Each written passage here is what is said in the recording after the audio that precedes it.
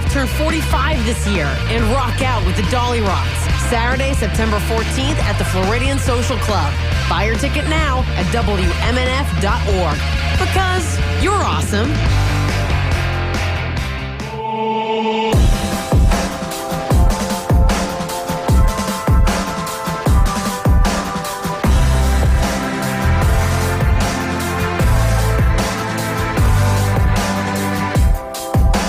You are tuned to WMNF Radio 88.5 FM here in Tampa, Florida.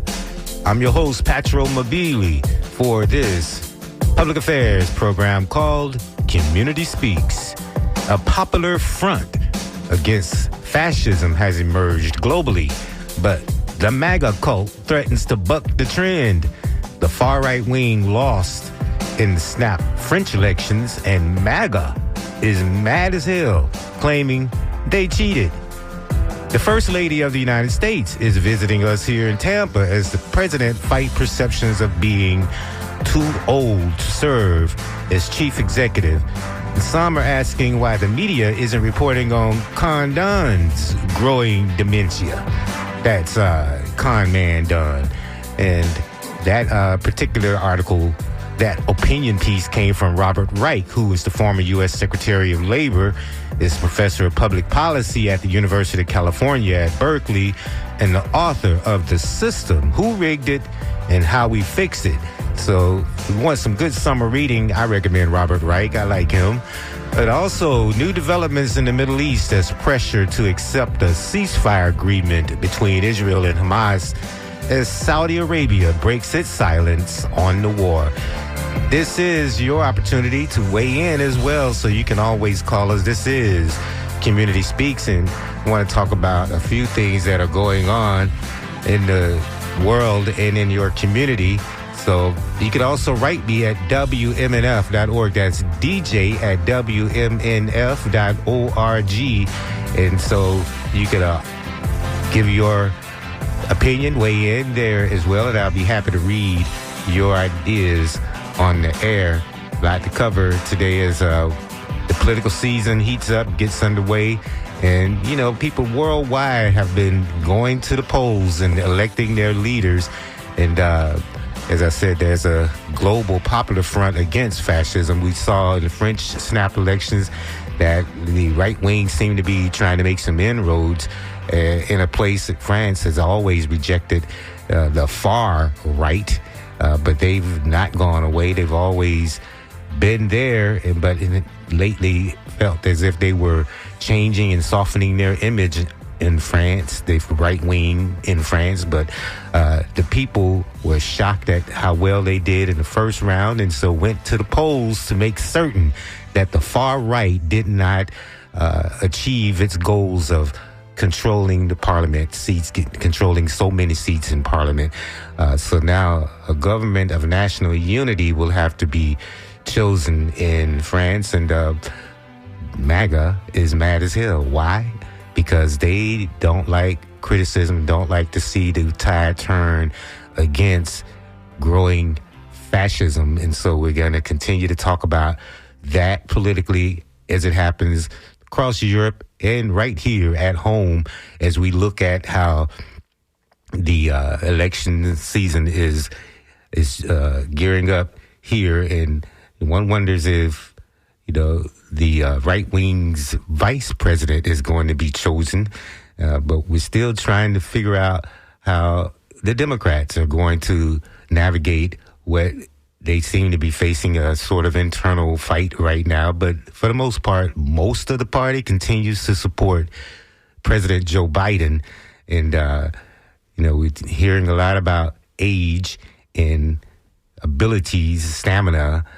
But, you know, nobody is, as Robert Reich said, the media isn't doing the same degree of reporting on what we've been hearing in speeches from Con Don and some of the incoherent, almost reaching for dementia type speech we are hearing. And nobody talks about the ages of the Supreme Court justices and some of the decisions we've seen come out of that lately. It seems to just turn the Constitution on its head. And the whole idea, I was always taught from a child coming up, I guess it was really fiction that this Constitution was about checks and balances, and that one man could not be king in a country that fought a revolution against a monarch, and only to find that the Constitution gives unfettered freedoms to one man. And this is what the right-wing Supreme Court has determined, and it's fearing because, the whole idea of checks and balances and the possibility that a president could really not be checked, and whether or not even the question of could he even abuse his power, could he even be impeached, is now all in question. So we're going to talk more about where we are right now as a country, even as a city and a state, and where we are on this globe, especially as this month of July we can continue to talk about anti-war efforts and possibility of creating greater human rights for people around the globe. But first, we're going to turn to the telephone lines. It looks like we have a guest here on Community Speaks.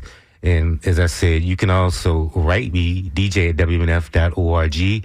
But let's turn to the telephones and see what Karen Davis Thompson has to say here on Community Speaks. Thank you for calling in. Hello, how are you doing? Thank you so much. I'm good. How are you? Good. Thank you so much. I was just listening. There is so much going on in the world today, but I was hoping to talk more about just how we can help our community, since obviously we can't always expect the government to assist with that, even though they should. Yeah. And an event that we are having to try to help some of those in our community, if it's okay. It certainly is. Go ahead. Well, my organization, Sisters Empowering Women, we are having, I know it sounds crazy to be talking about this, the kids are probably not ready, but we're having an annual back-to-school bash. This will be the third year, and we do it in the East Tampa community at our church, the College Hill Church of God in Christ. Mm-hmm. And it's at 6414 North 30th Street. And this year we're asking people to register. If they go to our website, sistersempoweringwomen.org, they'll see how they can register. Each child that registers at kindergarten through 12th grade will receive a backpack full of supplies, notebook, paper, pens, pencils, folders, you name it. We also will have tennis shoes that we are giving out until they're gone. Obviously, we can't guarantee size. There's no way to know. But we do have all sizes for kids kindergarten through 12th grade. And they are welcome to a pair of free new sneakers as long as they're available. We will also have a company doing eye exams. And if your child does need glasses, they can get a prescription that day and information on where they can go to get that filled for free. Oh, okay. And we also have a barber who has donated her time every year, and we do haircuts. Mostly those are by appointment. We will do walk-ins, but especially the barber, it's better to have an appointment because it takes a few minutes. The eye exam doesn't take as long to get done, obviously, but to ensure that you have an appointment, they can text us to sign up for those. Our number, if they have questions or if they want to set an appointment for the eye exam or the haircut, is 813-593-3924. They can also text that number and we can send them the link to register. Or as I said, they can go to the website, sistersempoweringwomen.org. I just wanted to be able to share that with your guests and people who listen to your show because, as I said, registration, that's a new thing for us this year. We had a really, really, really long line last year. So just to make it easier for people to get in and out, we are asking this year that they register. Oh, okay. And that's Sisters Empowering Women. Yes. And this is helping students get ready for school, get things they need, and also haircuts. Yes, haircut. Haircuts and eye exams. And eye exams. I could have used that when I was 13. Yes, I like that idea. And let me just ask you something that might be a little slightly political, but it begs the question because, you see there's a need. And every year we have this thing called the tax holiday to help parents get stuff for their kids. Holiday. Mm-hmm. Yeah. Do you think that's a gimmick or what does that do to help? Not a whole lot. For example, I was in one of the department stores the other day, and so a really quality book bag is going to cost you $55. So you're still going to pay that $55. What you're not going to pay is the sales tax. And I know for families, every little bit may help. But we're not, we're talking about 7.5% of the $55 that you're going to pay. I do think that, it's one of those things where people who are out of touch, who are making laws, who, when was the last time you had to buy this stuff? You know what I mean? Like, do you really understand what it costs and what it means? It's just one of those things. It's kind of like, I know I've seen it several times before in the Senate and in our government and our governor where, right before an election, they throw a lot of money maybe at the teachers or they give a little raise to whomever. And it's really just to kind of secure the vote. And it isn't always as helpful as we think it's going to be if you step back and really take a look at it. So, yeah, everybody's excited. Every little bit helps. But, again, if the backpack starts off at $55, the 7.5% that you're saving, it's a $55 backpack. Right. So sales tax, it's never really felt like anything to me. But, and then there's a list. It's not on every item that you may need for school. There's typically a list of items that qualify for the sales tax holiday as well. So there's that too. You're talking about community, helping community sisters, women helping sisters. Sisters empowering women. Sisters empowering women. I like that. Yeah. And there's a lot of help. There's a lot of need. States do various things. I know Baltimore, the city of Baltimore, is giving parents a $1,000 baby bonus, to fight child poverty. So those kinds of things I would like to hear more about in the state of Florida. In the state of Florida, absolutely. I would agree with that. I do think that we're at the bottom when it comes to a lot of things in terms of assistance. So I was talking to someone a few months back, and they were talking even just mental health services. Yeah. That we were like last only the only place that was worse than we were in terms of funding was like Puerto Rico, which is which it was like all of the states, all 50 states, and we were at the bottom when it came to having the funding to assist with mental health, even though, you hear people talking about it all the time. But as a state, we're not really providing that, the assistance. We work a lot with kids who are in the foster care system. And it's really difficult for them to kind of navigate the world after they graduate or turn 18. And there are small pockets of help here and there, but nothing that's really coordinated with the state. So a lot of things that our children need, that the elderly need, that those who are low-income Black and brown communities need, you're not always able to find the help you need in Florida, unfortunately. I don't know. It's bad here in Florida in terms of what you see other states doing to help those who are in need, the homeless population here. Yeah. All of that. And then on top of that, as you say, these little bit of giveaways that the state doesn't do anything if you're not coordinating with people on the ground. I think that this is a great idea. Karen Davis Thompson, tell us once again how people can show up and show out. Yes, if they want to register, they can either give us a call at 813-593-3924 and ask for the link, and we'll send that to you. You can also go to our website, sistersempoweringwomen.org, and you'll find where you can register, and you'll also find out about the other services we offer. We do prom dresses and homecoming dresses for the homecoming and prom season, so they can leave with a dress, and if we have accessories, they can get those. We do help some of our seniors with those rites of passage if they need help with senior pictures, that sort of thing. So when we work with a child, it's mostly young ladies that we work with. Once we find out what the needs are, if we can't grant the needs, then we work with other partner agencies to see where we can find the assistance that they need. We work with them to make sure they understand what they need to graduate from high school. You'd be surprised how many students still don't understand the credits, the GPA, how all of that works. And so we work with them on that. If we need to go to the school to be an advocate for them, we do that too. So they can find out more about the services we offer on their website. I love it. You just, put so many more ideas in my head. I just, noticed that the state, for instance, it's just, we have a governor that said even the school nurse cannot stock menstrual products in the schools. It's like this state goes out of its way to hurt rather than help. So to make it more difficult. And so then there's more of a need for shows like yours and for organizations like ours. Unfortunately, we have to fill in that gap, right? It's not a partnership with the state sometimes. So, we're grappling to fill in the gap from, laws that are made that don't seem to really make any sense and are not of any benefit to anyone. So that's kind of what nonprofits are forced to do today. It's like we're plugging holes where there shouldn't be one. There shouldn't be a need for that. They should be able to stop that in the schools. But it does seem sometimes that in the state of Florida, it's more of a hindrance than the government is trying to help, unfortunately. Especially on the state level. Some of our cities and counties, they may be trying to do what they can do, but when you're governed by the state, there's only so much you can do. Right. And then even undercut by the state. Yes.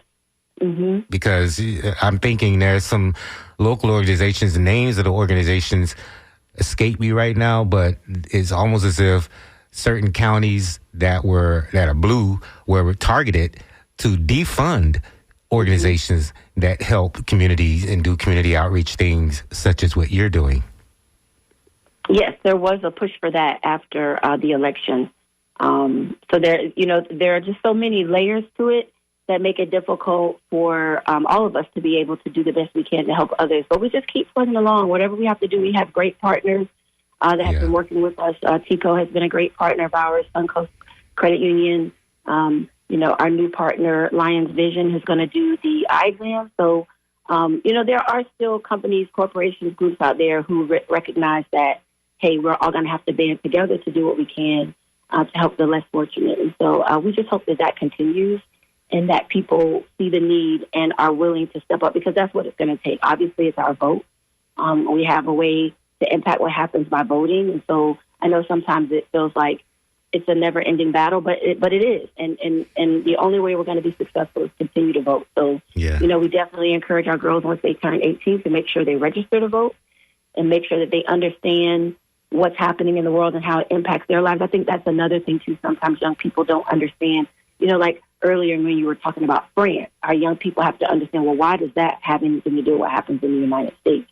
So explaining that to young people so that they realize why it's important to pay attention to what's happening around you and why it's important for your vote, however you decide you want to do it. But it's important for you to understand why it's important to get that voter registration card when you turn 18 and stand in that line and go through there and vote. Yes. So just really getting them to understand that, and then just making sure that they're as prepared as we can make them for what they're going to be coming against in the world, especially, as I said, girls who are Black and brown, making sure that they feel comfortable speaking their truth and speaking up for themselves, all of that. Right. And so our hope is that people will continue to band together to help each other, because that's the only way we're going to make it right now. That's all we're going to be able to do is lean on each other. That's right. But even that has a chill on it in this state, because now people, if you're a teacher, for instance, in a school and a child comes to you, especially a young woman comes to you, a young girl comes to you with a problem she's having at home, now the state makes it feel like you can't even talk to the students about private things like that. So you have to be careful these days. Absolutely. Yeah, you really do. But like I said, you can't stop pushing. Refer them to organizations where they can maybe talk freely if the teachers feel like they can't do it. That's what I'm saying. We're just going to have to figure out how to, build that bridge and stand in the gap for each other however we can. And it has to be difficult. As a teacher, you want to be able to help. That's right. But you also want to keep your job too, right? That's right. So That's how right. do you navigate that minefield? So Right. it's just incumbent upon us to learn more about organizations like ours, to figure out where can I refer this child if I'm not able to give them the information. Where can I send them so they can get the help they need, and hopefully be able to do it that way until some changes are made from a legislative standpoint that makes it a little easier for us to do what we need to do to help each other. Well, Karen Davis Thompson, could you please send me the number you're telling people to call and the link to the website, and I'll put it on mine. I will certainly do that. Thank you so much for your time today. Thank you, Karen. Thank you for calling in. Thank you. I appreciate it. Bye-bye. Bye-bye. This is Community Speaks. I'm your host, Patro Mobili, and you can call me 813-239-9663. This is Community Speaks, and, what's happening around the world is important because, like I said, it gives us indicators of where we're going and what we're dealing with here. What is the politics of certain groups of people here? As I said, when the far right wing lost the snap elections in France, MAGA wing, the far right wing here in the United States, immediately reacted to that loss, saying the winners cheated, which is an indicator of what kind of election results, how they might react to a loss in these elections here in the United States. So it's important to understand how people are acting around the world, how they're depending on the United States, what alliances we have around the world, and how that is going to be, there's going to be a chill on all of that. But just as Karen was just talking about all of the needs that one would have, and it really truly does require, it takes a village, it takes the community to come together oftentimes, especially in the face of authoritarianism, to achieve the ends that we need to achieve, because there are people working hard to make life hard for those who they see as their enemy, their political enemies. And we're living in a state where that's playing out. And one has to wonder where it all leads. We're going to go back to the telephone lines. And, of course, you can call me. This is Community Speaks. Call me at 813-239-9663. We're going to post what Karen was just telling us about the school supplies, Sisters Empowering Women, and we'll be putting that on the Community Speaks website after this is over. And so let's go to Brandon and see what Leela has to say, has to add to this conversation. Go ahead, Leela, you are on Community Speaks. Yes, I just wanted to make a couple of comments. As a not-for-profit supporting mental health hope in Brandon that's been feeding the homeless and those in need for the last 16 years without missing a beat and not being allowed to get a government grant from Hillsborough County after trying numerous times, and watching our Hillsborough homeless initiative have offices on the 23rd floor or wherever they are on the county building, and no disclosure of their salaries. We need to get our salaries of all these government officials that are raking in the money and not giving the vouchers out to our homeless and not providing housing for the homeless. I'm very concerned with the homeless not having a place to go in October the 1st when this encampment thing is supposed to start in the state of Florida, to where they will not be allowed to be on the sidewalk. I see 80 people at night on Tuesday nights downtown Tampa in front of the Morgan Street parking bus station. And these are elderly people in most cases that have lost their homes in Ybor City and fallen on hard times. And this is inhumane. And this whole idea of our workers in the state of Florida and across the country not being able to get water breaks is inhumane. Right. The temperatures are rising. We need to do what we can to make sure that our people are taken care of. Florida also is in the top as far as people that do not volunteer in their communities. I am blessed to have the soup kitchen, and I have students, high school students. I think I've gotten over 500 Bright Futures, 500 students that have gotten their Bright Futures scholarships through my organization. And I'm proud to say there are volunteers out there, but Florida is lacking in volunteerism. And most of these organizations are making money hand over fist with money from our government and not doing their jobs and being on the streets taking care of the people that I am taking care of. And it's just unfortunate that we don't see the problem in front of our eyes. We need housing, but we need villages for these people to be in, not encampments in the woods with no air conditioning and no water supply. Maybe porta potties is what they're recommending or whatever, but is Department of Children and Families capable of providing these encampment centers? I don't think so. So anyway, I've said my say. There's a lot to be done. I'm so happy you called in, and it worries me, especially as people are aging. I see more elderly folks homeless here in Hillsborough County, and that's the a travesty. So, if people would just come out of their shells and go down and feed or make a loaf of peanut butter and jelly sandwiches, we take. I get my volunteers to save orange juice bottles, and we wash, rinse, and sterilize and put cold water in it so that we can get all those people downtown, trying to get them some cold water. The heat is outrageous. Yeah. But then they have a reservoir. They have a container they can fill at the bus station with cold water to keep them from dehydrating. The temperatures are so high, and for the elderly especially, we're going to lose a lot of elderly downtown. And I know, people are not compassionate like they used to be. People are not paying attention. These are people that should be respected in our society, and instead they're being ignored. So, but anyway, that's enough on my soapbox. I just wish there were more compassionate people out there and especially the administrative people that could actually do more, in the higher ups with there's no accountability. They're making a lot of money, but they're not showing us their spreadsheets on what they're doing. And in most cases, I've been a part of all of that. And in most cases, it's Louis Vuitton purses and dressed up to the T while they're talking to with the press about what they're doing to help the homeless. That's not what it is about feeding the homeless. It's it's a lot more than that. It's getting down and dirty and going into the streets and helping them, and making sure that they know they're loved and they're cared for and they deserve a gourmet meal. They deserve something healthy and nutritious. So anyway, okay, take care. Thank you. Thank you, Leela, from Brandon. And that's a great initiative you got going there. And, there's another thing, and maybe I should have asked Leela about this as well, but the Tampa's tiny homes for the homeless. What do we feel about that? It's called Hope Cottages. And apparently back in April, some of them were open and welcoming their first tenants, 64 square foot cottages.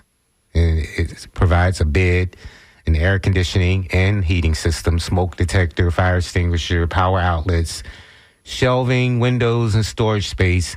They could even withstand Category 5 hurricane winds, force winds, since the city said it worked with Catholic Charities to build the tiny homes. And of course, the stated goal was to move people from homelessness to self-sufficiency and permanent housing with the ability to maintain that housing. But tiny homes is, for long term, that doesn't, is that really a long-term solution? It's great to get people off the street, but putting them in cubby holes for long term might be just as hard on the human sensibilities. I don't know, but any help is great. Self-sufficiency is great, but tiny homes, is that the way to go? Is that a step up from tents? So, but officially 20 to 30 people will move in each week, as was reported back in April in Hillsborough County. But 813-239-9663, that's the number to call if you want to talk about efforts to help here, especially when it comes to human rights. Whether you want to talk about efforts to help ease human rights here in Florida, Hillsborough County, and that includes eradicating homelessness, but also eradicating racism, eradicating police violence, eradicating this culture war that's going on. This month of July, we are all about human rights, and we're all about anti-war. And so I'm trying to continue to bring that type of information to Community Speaks so that we can continue to keep ourselves in tune with the world. But all politics is essentially local, and all local politics is essentially global. And so, as you know, that's where human rights and human rights efforts come into play. Looks like we got more information coming in from Leela. Great. On finding homes. Go ahead, Leela. You say what? Yeah. So I just wanted to send a prayer out for everybody in Tampa. There's about, I think there's approximately 4 to 5 acres of property right by the Morgan Street bus station. In 2010, I did a architectural rendition with Catholic Charities to do the tiny homes. It was my original idea that they're doing now. But my tiny homes were dedicated to 4 people living in each home with 2 sets of bunk beds. We were going to do it at Hillsborough and Harney Road, and we got so far until East Lake Subdivision decided to do a Not in Your Backyard campaign. And Catholic Charities chose to keep pushing the tent city, which I was definitely opposed to because of the heat and because of the conditions in Florida with storms and everything. I thought the tiny homes would be the better route to take, but that was introduced in 2010 to the county commission. So if anybody would like to go online and look at that, they did not allow me to present the alternative plan at the final hearing with it, Hillsborough Cares, because Catholic Charities wanted to stay with the tent city idea. I got to present 2 weeks later at the county commission and show them the tiny homes, the 140 tiny homes. It wasn't just a few tiny homes. It was a whole village of tiny homes that looked very well and very nice. And the East Lake Subdivision Homeowners Association director, the head of that, was there at that presentation. And afterwards, he walked out with me and said, if we would have saw this plan, we probably would have agreed to it right away. So that was 12 years ago. That actually, what is it now? Yeah, 12 or 14 years ago. I'm sorry, 14 years ago. Wow. I still have the architectural rendition in my health food store that I show to people all the time. So now I'm going to try to get Jane Castor to please help us with the Encore project, because Bill Gates has a lot of money, and let's build 140 cottages downtown for the homeless. You know, this encampment thing is coming. It wouldn't cost a lot of money, about $5 million. We need to have about 5 or 6 of those throughout Hillsborough County. And because I'm a visionary and because I don't get paid by the government, I have been blackballed because I've done it on my own. So here's my voice saying, let's do the right thing for our homeless in Hillsborough County and start thinking in terms of solutions and not pushing this down the road again and again. Right. Okay, but I just want to let you know, yes, I was involved in the tiny home community idea in the very beginning when Catholic Charities first, I introduced the idea of the tiny homes to Catholic Charities. They had some at their campus in Pinellas, but they were basically storage sheds.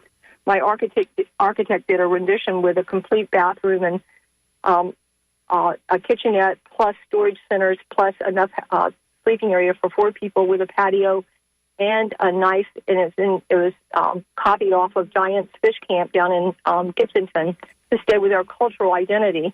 The circus people used to vacation at in that area on the Alafaya River, and they'd go fishing, and the families would come and live in these cottages that were very, very nice and like old Florida.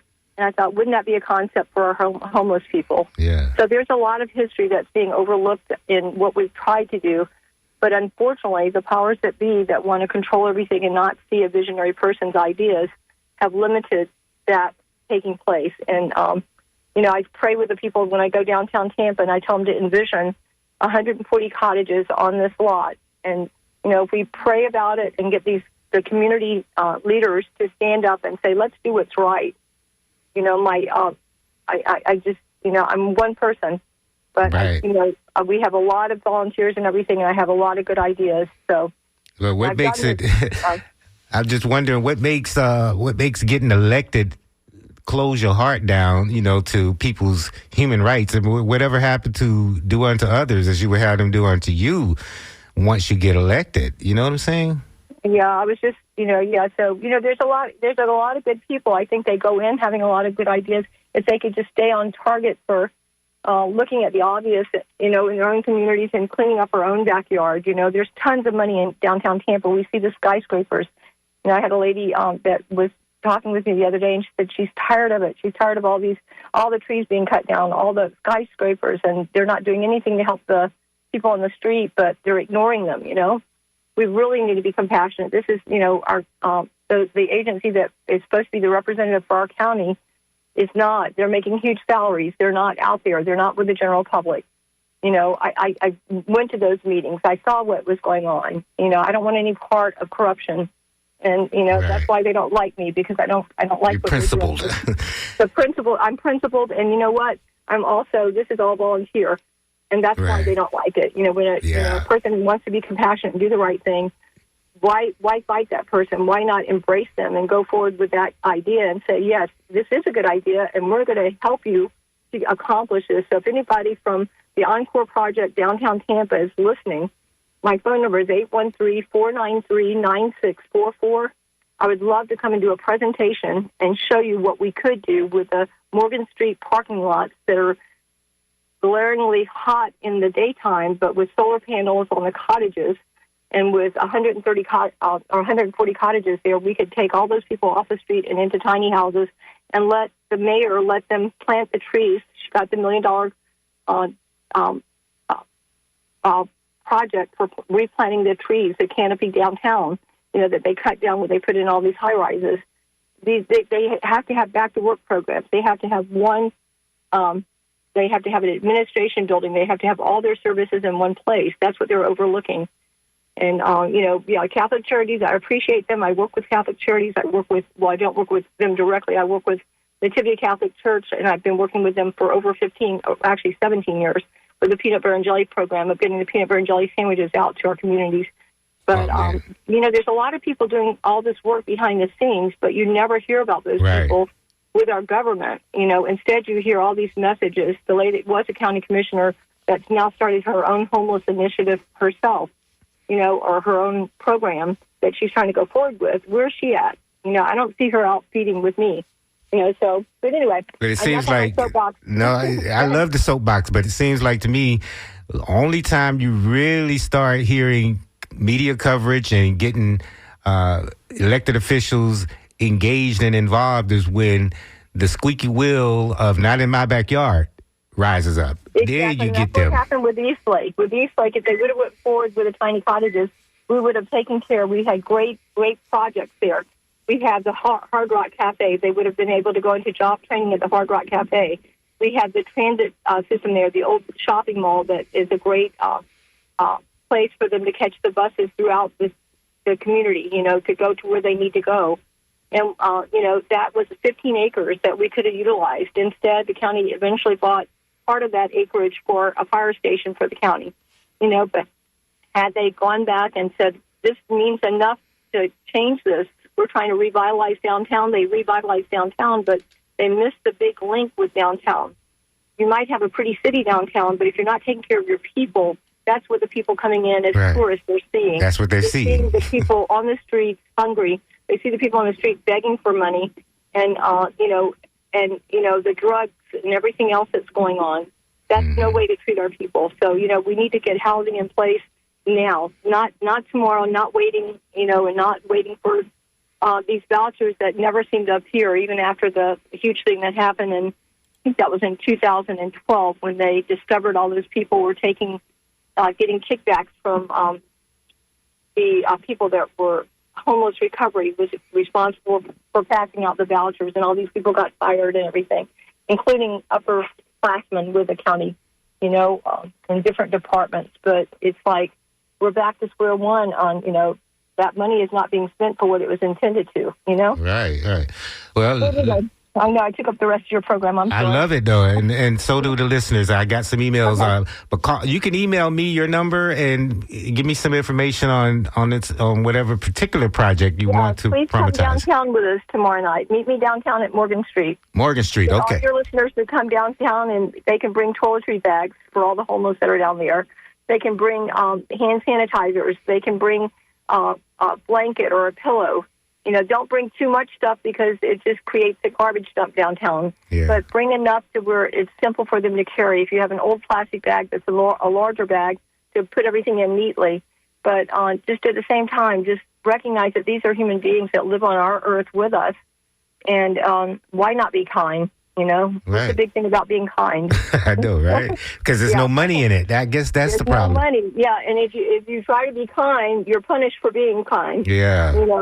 That whole situation of it's an oxymoron. What's going on in the United States?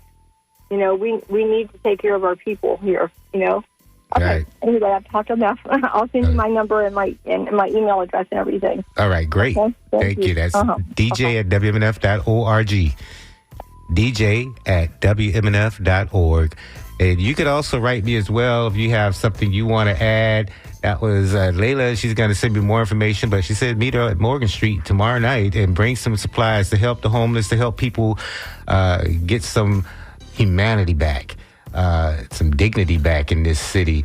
And, we've been saying for the last 3 decades that this is going to be America's next great city. Well, we're still waiting on it. We're still waiting on some compassion. And when you have a state legislature and a governor that has no compassion and doing everything that it can to wipe out DEI programs, not just because they are pro-racist and don't want to talk about black history because they don't want to feel bad, but they also don't want to help the homeless. They don't want to help. They want to respond to constituencies that don't want it in their backyard.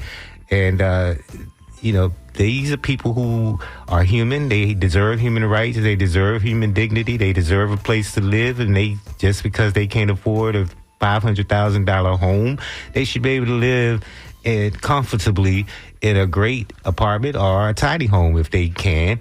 And what's wrong with a government working to ensure that kind of human dignity exists at the county level, at the state level? And the state should not be working against localities that are working to help people and create greater human dignity and preserve people's human rights in this country. This is supposed to be the United States.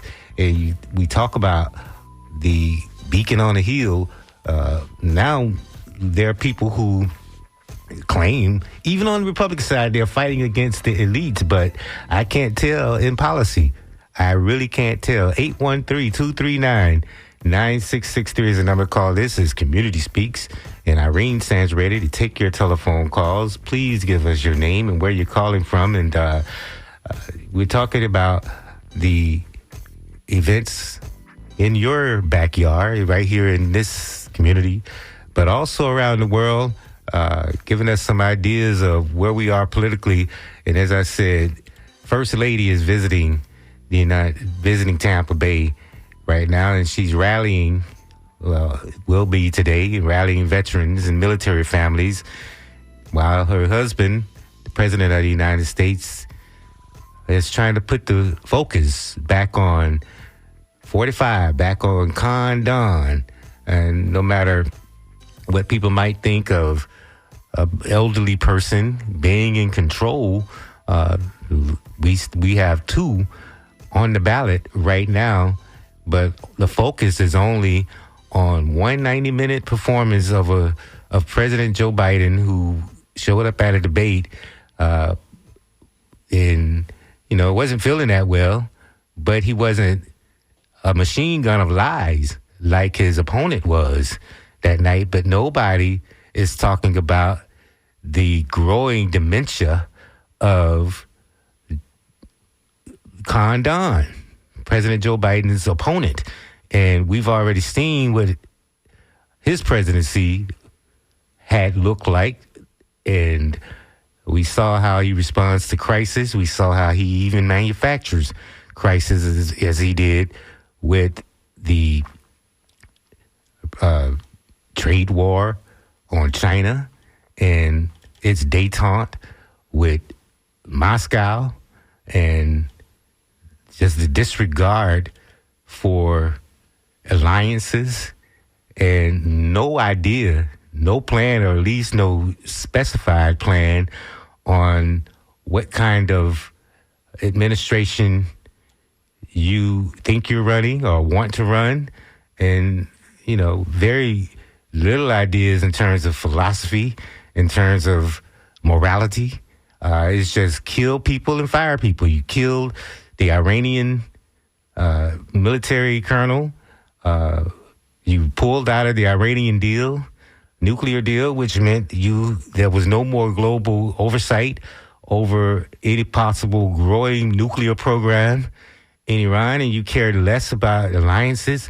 You wanted to, you undergirded Britain with its Brexit calamity, and now, even in Britain, the Conservative Party, the right wing, has lost because they're out of touch. They've been out of touch.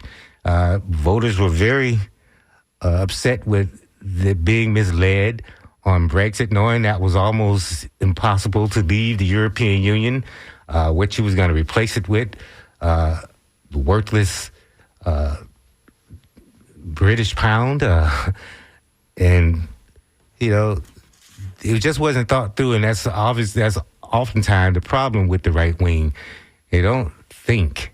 They just react, and they push for populism, which means they want voters to think more about their feelings as opposed to real understanding of what's happening in the world and what their vote means.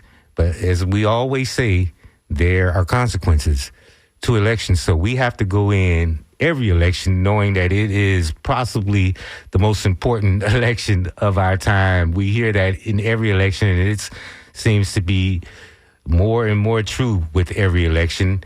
One wonders, is the mindset getting so bad that there won't be any more elections in the United States, at least as we know them, given what we're seeing coming from the right, these people who are taking it upon themselves to become poll workers, and who knows what kind of shenanigans they are trying to see what they can get away with in terms of not counting the vote. So we're going to go to Tampa and talk to DeAndre. DeAndre, thank you for calling. What's going on?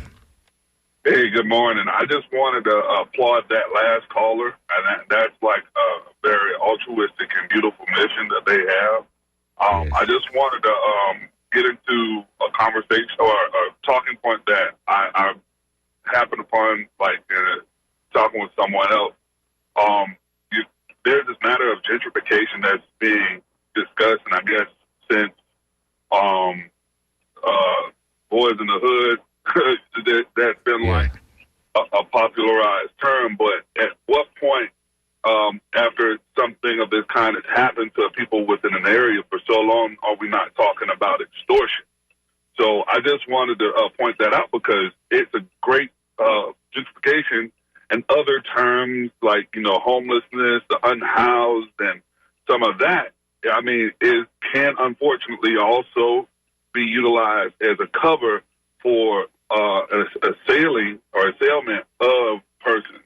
And it's a great funnel to silence people, because once you can characterize or label a group just the same as boomers, millennials, and such, subconsciously on the masses, you can unwrite the validity of any of their arguments. And sadly, if it happens to a group enough times in one space, I mean, you're talking about something that, it's economic violence and very homicidal, because you're destroying communities and families.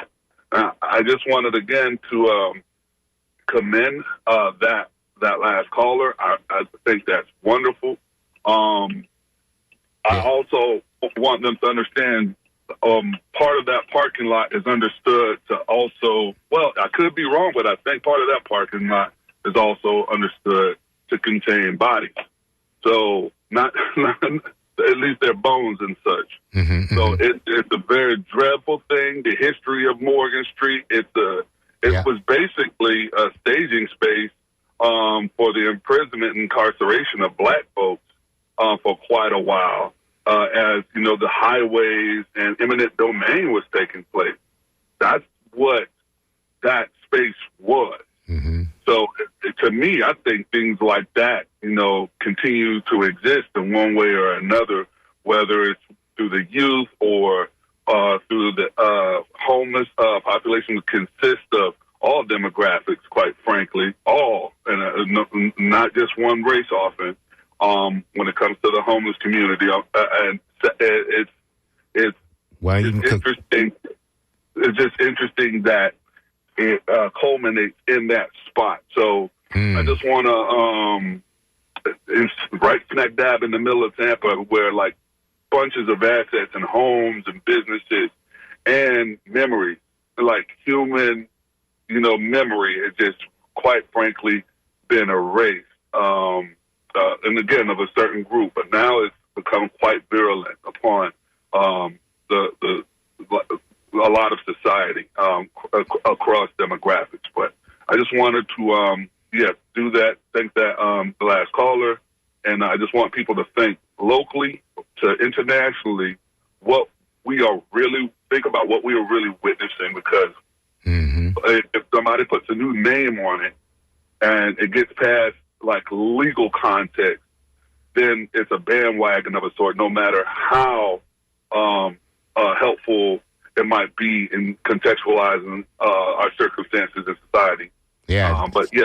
You're right. Sort of like redlining became urban removal. Yeah. So it had the same effect. And, you're calling it a possible form of extortion is right on point, because that's what had happened as late as the 1990s, is that you label the area you want as blighted, and then you go take it.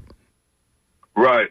And I won't get into some of the dynamics that worked its way through to that end result, but not too heavy, because a lot of it is still mysterious and it's still not litigated, quite frankly. But I guess I will get into it. When you now have these different mega pharmaceutical companies who have their PR people go out and help dispense drugs, for pain, and now they're being litigated against. But and these are American organizations. You have these others, administrations, quite frankly, who did a lot of the same. But those folks who were victimized aren't valued as much. They're in their graves. They're in prisons. Their families are displaced. It doesn't. I don't know. It's very problematic in characterizing outside of extortion, when the fact is, these, as usual, are institutions being used by biased, greedy people to unsettle folks and really have domain over fellow human beings. Oh. They're supposed to be fellow citizens. Yeah. I'm gonna hang that up, and I want to thank you so much, man. Thank you, Andre. Thank you for calling. And we're going to go and see what Mary in Dunedin has to say. Thank you for your patience, Mary. Go ahead. You say what? I'm an old lady, and I was homeless, and I'm having a bad day. But, I'm still with Joe, and instead of Teflon Don, who's apparently the Supreme Court, everything slides right off his butt. Yeah. But, and I was homeless recently because I had cancer during COVID, and then my landlord died of COVID, and his people threw me out while I was on cancer. That's how I got homeless. Man. But anyway, my ride's waiting on me to take me to the doctor. Okay, we'll go see the doctor, Mary. Thank you for calling, though. You keep doing your good job, man. Thank you. Thank you. I will. All right. Bye-bye. Bye. And we got to go and see what Solar has to say in the last few minutes. Solar, you might have the last word before we go to the scoop. And then get back to the music. Go ahead. And then St. Pete. Yes, power to the people. Yes, all power to the people. And Reverend Bauer on the tube, they had a wonderful rally in D.C. about working class people and the homeless people. Mm-hmm. Yeah, the Poor People's March campaign. Mm-hmm. Most definitely, they get involved with this election over in Europe and other places, showing that people have the power. That's right. You can do that. And Lena, I salute you, and contact the Reverend Barbara there. They can help you with your program and things like that, but people do have the power. Check out that YouTube. It's on there. It's worth watching. And remember, power to the people. That's right. That's Reverend Barber, and we got to go and get more about that march on him. Thank you, Solar, for calling from St. Pete. This has been Community Speaks, and it's always great hearing from you, the community, and we're going to continue this conversation next week. But right now, we're going to get some news headlines produced right here at WMNF from The Scoop, and then we're going to get back to the music as Blandy Whalen and Victor brings the music to you. It's the Music Monday. But right now, you have been listening to Community Speaks. I'm your host, Patro Mobili. This has been real. And thank you for calling in, everyone who called, and thank you for listening. And see you next week here on WMNF Tampa.